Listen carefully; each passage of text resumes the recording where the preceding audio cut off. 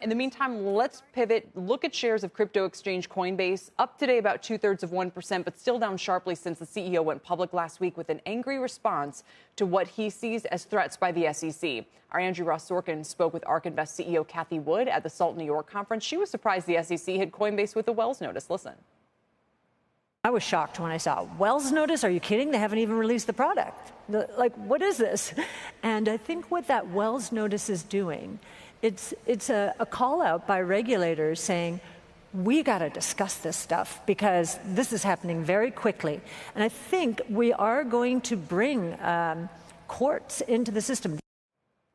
Piper Sandler senior analyst Richard Repetto has a new note saying the sell-off in Coinbase might be overdone. He joins me now. Rich, it's good to have you here. Let's talk about these, the SEC Wells notice, any action that may be coming from the regulatory group. Why aren't you more concerned about that? Well, I tell you, the one thing the industry, I think, does need is more regulatory clarity and transparency. This issue was sort of a colorful issue. And it's really hard to explain. I don't think Kathy Wood could explain it. But I think ultimately, the regulators are battling for, responsibility, and they're moving fast. And I think the end result is going to be, overall, is going to be more clarity and transparency when we get through some of these skirmishes like we had this past week or so. Which is not dissimilar from, the big tech platforms basically begging for regulations so that they don't end up getting crossed in the regulatory issues as well. But with Coinbase, because this Wells notice has already been served, what's the worst case scenario for investors at this point? I think the worst case, people are viewing that this product that they had is no longer, at least temporarily not available. Other platforms are doing the exact same lend product as what Coinbase proposed. Coinbase is known for being very cooperative and collaborative with regulators. In fact, they communicated over 6 months on the product. So it's really, I scratch my head. It's really surprising how they came to this stalemate.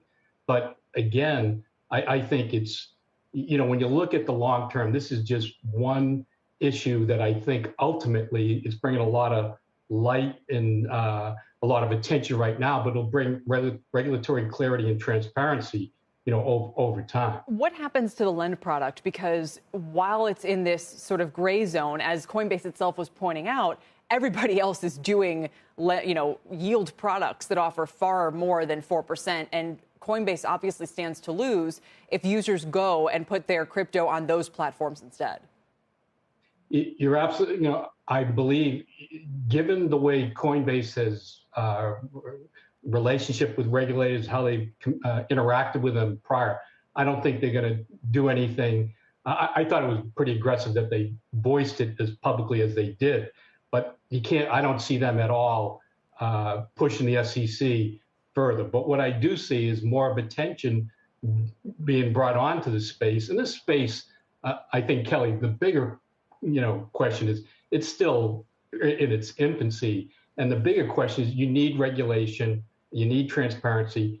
Even Chair Gensler today, when he, in his prepared testimony in front of the House, Senate Banking Committee, he talked about, the need for more for regulation, the protection of investors.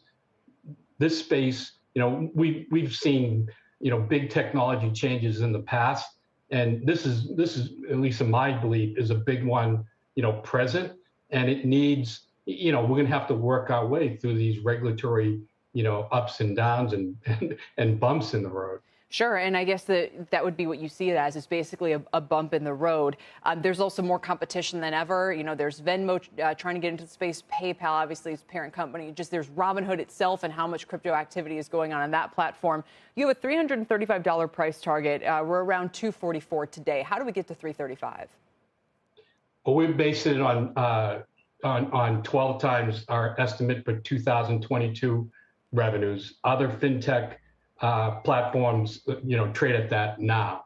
And again, there's going to be competition. We've seen it in other industries.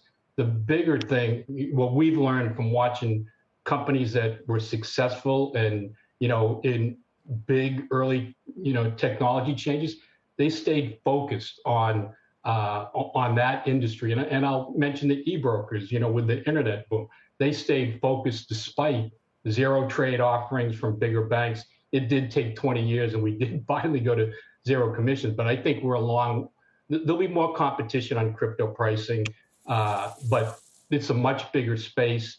And we see products evolving that, that we're not even aware. Just like back in the internet days, who would have guessed that, Amazon or Google were going to be the companies that they were? We're seeing new applications in the crypto and blockchain fields, the NFTs. Who would have guessed that NFTs would be as big as they are, right, 2 years ago?